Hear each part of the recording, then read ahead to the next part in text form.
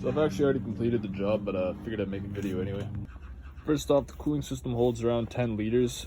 Because the thermostat closes, you can only get around 6 liters out of it. The other 3 liters, 3 or 4 liters will be either in the engine or in the heater core. Because of that, the only way to get all that old coolant out of there is to actually flush the system out.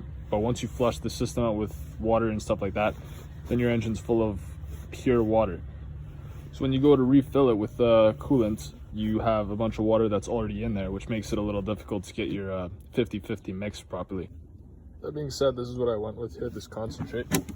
Type that number there into Google, this is what comes up, so it's just what I bought. Probably need about 2 of these 1 gallon 3.78 liter jugs, but you probably won't end up using it all. It's a good idea to use rad flush. This is the stuff that I happen to have on hand. All you really need is a T30 Torx bits and a ratchet, flathead screwdriver, side cutters, interior clip removal tool, and a 19mm hex socket, and a hydrometer. This rad flush in particular says you're supposed to put it into the coolant before you do your first flush, and you're supposed to run it for about 10 minutes at high idle. I didn't do that because I didn't read the bottle, so what I did is I just put it in after the first flush, after I drained the coolant, refilled it with water. I don't think it really matters, I'm not going to lose sleep over it. First thing, you got to remove this guard beneath the rad. I believe it's just 6 Torx bits along the lengths of it, and then 1 clip on the either side connected to the fender wells. Next thing you want to do is remove the plug out of the water jacketed aftercooler system, as well as the rad cap. Beneath the left-hand side of the car here, you have this little plastic plug there. That's the coolant drain plug there. For some people, supposedly it's a 17mm hex nut. For me, it happens to be this plastic wing nut, so that's what I went with. You don't want a big container to catch it. I notice when you do pull it out, it comes out pretty fast and just splashes and hits this frame. So you kind of want your catch container to like gauge accordingly, like supposedly just right beneath this frame piece right there. And it shouldn't take very long to drain at all. Like I said, you can use the rad flush with the original coolant, or you can do it once you've actually filled it up with water again. I figured the water would be better at breaking down the buildup of grime and things like that inside. I figured clean water would be better than the old coolant that's in there. They say to use distilled water because tap water is full of minerals and stuff that can add to buildup and things like that inside your cooling system. I didn't, and I'm also not going to lose sleep over that.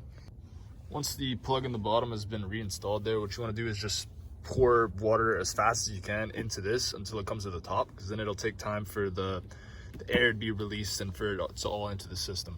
While it does that, you go around to that spot there, and the level will still be there, so you basically just have to add a couple ounces of water at a time, and slowly it'll go down about 1/2 inch. You top it up and it goes down 1/2 inch, top it up, it goes down 1/2 inch, etc., etc.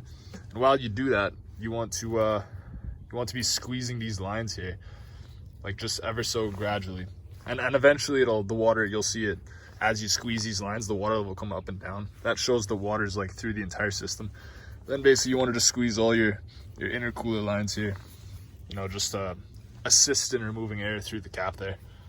And then once you're satisfied with that and no more air bubbles are coming out of that cap there, then you can do the same. You can continue topping this up. When you do that, you want to squeeze the rad hoses, upper and lower rad hoses, and you'll see some bubbles come up and the water level go up and down. Once you're not seeing any more bubbles coming out and the level's kind of like at a place where you're satisfied, then basically it's time to run the car. I should also mention you don't want to run the engine without this plug on there. I experimented with that at first, but I believe it just allows air into the cooling system, so it's not ideal. After initial starting it, the level will go down, and then basically you just want to add fluid if it does. You also see a bunch of bubbles coming out. Just kind of monitor that.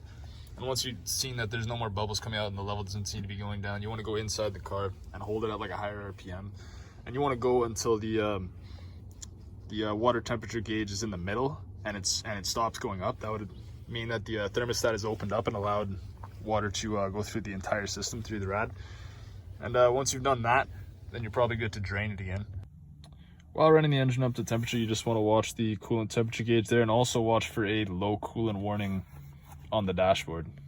You're going to end up just repeating this process over and over again. Just drain, fill with water, bleed the system, run it up to temperature, you know, shut the engine off, drain it, add water, and you just flush it as many times as you want until all of the rad flush has been. My car had a coolant leak at one point, so I was kind of just adding with whatever coolant I had lying around the house. And because of that, that's the color of my coolant. It's not supposed to be that color, it's supposed to be that color. Once I had refilled it with water and put the rad flush in there, it kind of sort of had this bright green kind of color. And I flushed it 4 times, I believe, and each time it still had that bright green color, but it slowly got more and more dull. This is basically what it looks like after 4 flushes there. Still a hue of green, but for the most part it is fairly clear. Once you're satisfied with how clean the water coming out of the rad is, then it comes time to add the coolant. I actually went a little too light on the first time, so I actually had to drain some of the cooling system out to add more concentrate. And basically you just want to test that using a hydrometer. General cooling systems are supposed to run at -37, which is way up on the scale there. With the 4 liters of water being trapped within the heater core and the engine, it is a little difficult to get the correct measurements. So basically I just had to a couple times just crack the rad plug and let a little bit of fluid out and plug it back up, add some concentrate. Should also mention my reason for flushing this is because my heater core, I had found once or twice, would take a while before it would start blowing cold air. So I assume that's because of all the mixture of coolants that I had used, that there was a buildup inside the heater core, so it wasn't operating at full temperature. That's why I did the rad flush to begin with. That being said, you want to have your heater on high, just max it out all the way in the hot temperature, fan full speed while you're running it up to temperature during the flushing process. You want to make sure you run it to temperature so that the coolant and water will all mix together, and you want to run it for a good amount of time and you can watch the fluid kind of get circulated just by shining a flashlight into the rad plug there.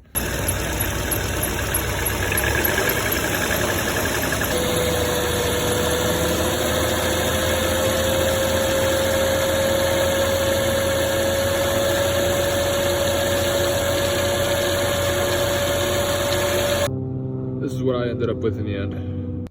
Once you're satisfied with the hydrometer reading, I guess you can just go tighten up that plug, tighten up all the plug and the rad cap on top, reinstall this cover, and then monitor the coolant level for the next couple days of driving.